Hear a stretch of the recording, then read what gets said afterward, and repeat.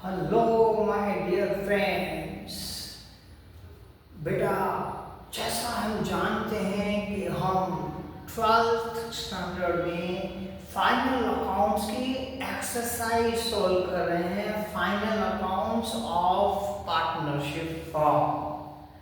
अभी तक हमने 7 क्वेश्चंस एक्सरसाइज के सोल्व कर दिए हैं और उसका रिस्पॉन्स भी बहुत ही अच्छा आ रहा है। आज जो हम ट्राई कर रहे हैं, आज जो हम सोल्व कर रहे हैं बेटा, हम क्वेश्चन नंबर 8 का पार्ट 2 कर रहे हैं, क्योंकि क्वेश्चन नंबर 8 का पार्ट 1 वो हमने लास्ट लेक्चर में ही पूरा किया था।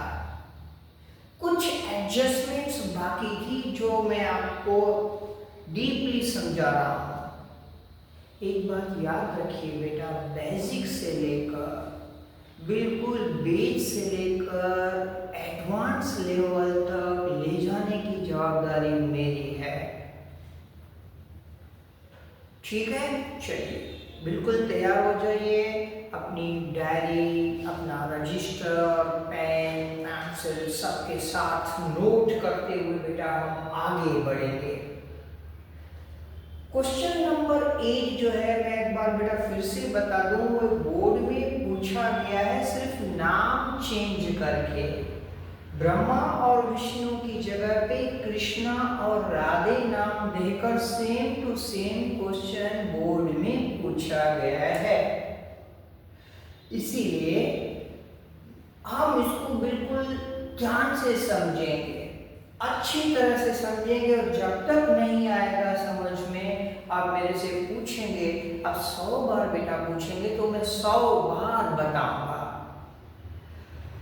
एडजस्टमेंट नंबर 2 की बात कर रहे हैं मैं डियर वन। उसमें ऐसा लिखा है कि return of bad debt ₹500 from debtors.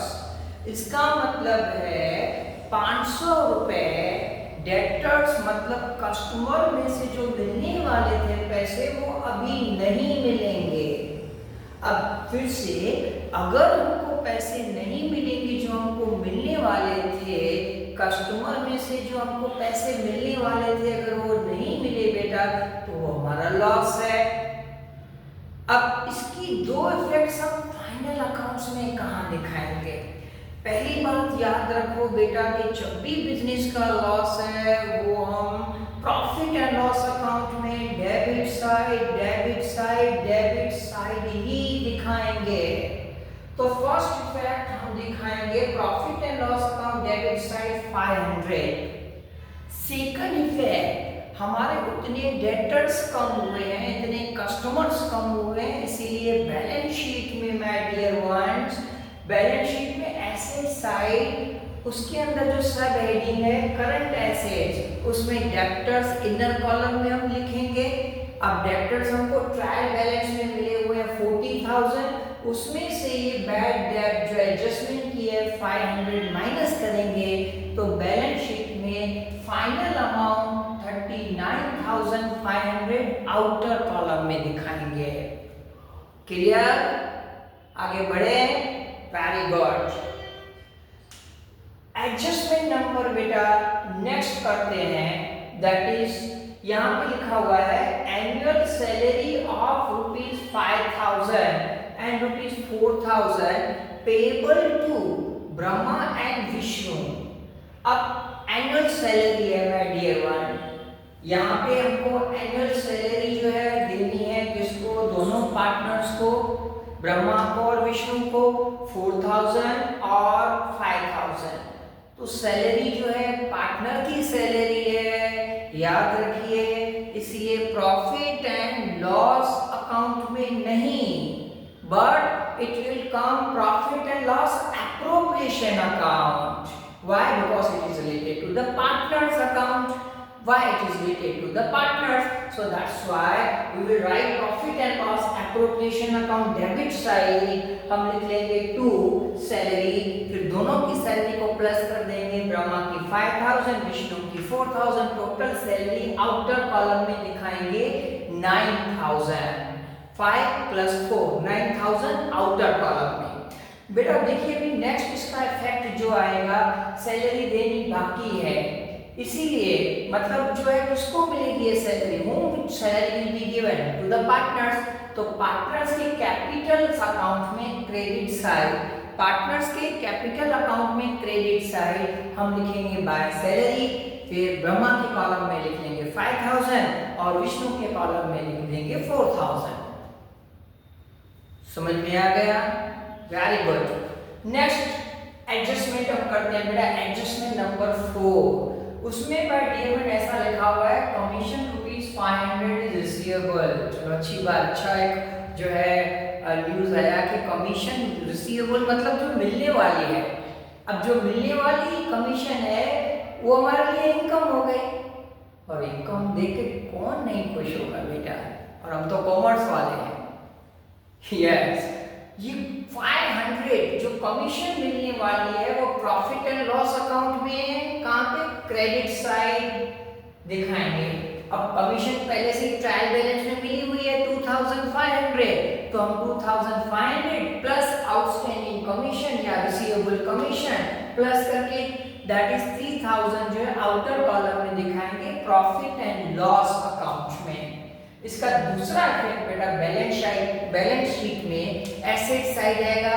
हमको इनकम मिलने वाली है तो बैलेंस शीट में asset side current assets under जो हेडिंग है उस करंट एसेट्स में हम दिखाएंगे रिसीवेबल कमीशन, और 500 जो है we will show here receivable commission, we can say that is the 500 बेटा हम दिखा देंगे आउटर कॉलम में।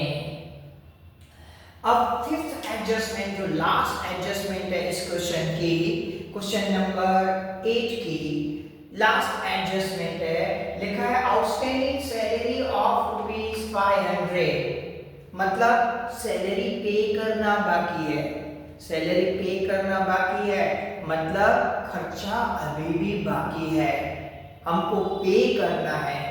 तो सैलरी जो है प्रॉफिट एंड लॉस अकाउंट के डेबिट साइड आती है, हम ट्रायल बैलेंस में से उसका बैलेंस फाइंड करेंगे बेटा।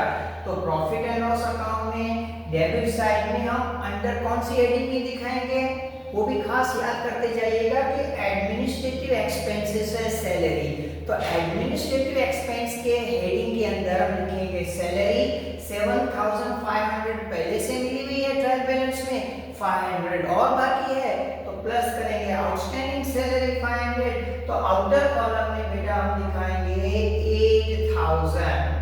तो प्रॉफिट एंड लॉस अकाउंट में सैलरी आउटर कॉलम में कितनी आएगी 8000। अब इसका एक इफेक्ट बाकी है, वो भूलिएगा मत जल्दी जल्दी में कि सम पूरा हो रहा है। आउटस्टैंडिंग सैलरी है वो फर्म के लिए लायबिलिटी है, लायबिलिटी है मतलब हम बैलेंस शीट में जाएंगे, लायबिलिटी साइड दिखाएंगे, वो करंट लायबिलिटी है, करंट लायबिलिटी के हेडिंग के अंदर हम दिखाएंगे आउटस्टैंडिंग सैलरी 500 बाकी है, इसलिए आउटर कॉलम में सीधा ही 500 दिखा देंगे।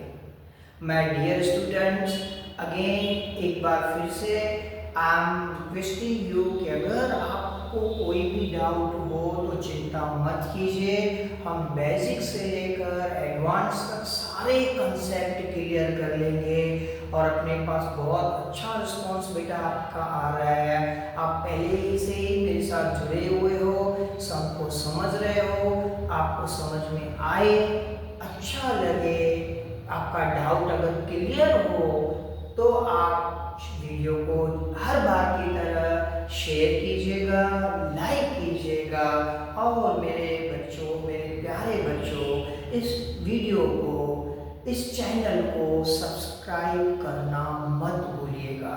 नेक्स्ट वीडियो में हम जल्दी मिलेंगे क्वेश्चन नंबर 9 के साथ। तब तक के लिए थैंक यू।